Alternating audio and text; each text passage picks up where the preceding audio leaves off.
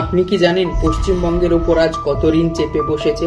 প্রায় 6,47,000 কোটি টাকা। এই পরিমাণ টাকায় একখণ্ড দুনিয়া পরিবর্তন করতে পারে, কিন্তু এই ঋণ যাচ্ছে কোথায়? প্রতিদিন আমাদের কাছে আসে নতুন প্রতিশ্রুতি, চাকরি হবে, উন্নয়ন হবে, প্রত্যেকটি গ্রামে বিদ্যুৎ পৌঁছাবে, কিন্তু বাস্তবে রাস্তায় গর্ত, হাসপাতালে শয্যা কম, স্কুলে শিক্ষক নেই। তাহলে এই 6,47,000 কোটি টাকা গেল কোথায়? এই টাকা কি আমাদের স্বাস্থ্যের উন্নতিতে খরচ হয়েছে? এই টাকা কি আমাদের শিক্ষা ব্যবস্থার জন্য ব্যয় হয়েছে, নাকি এই ঋণের বোঝা শুধুই আমাদের কাঁধে চাপিয়ে রাখা হয়েছে? এটা কি কোনো রাজনৈতিক দলের ঋণ, নাকি আমাদের ভবিষ্যতের ঋণ? যারা এই ঋণ নিয়েছে তাদের কি কোনো দায়বদ্ধতা নেই? কিভাবে এই ঋণ আমাদের কাঁধে এসে পড়লো? আমরা কি কখনো অনুমতি দিয়েছি, এবং আমরা কি জানতাম এই ঋণ আমাদের নামে এসে পড়বে?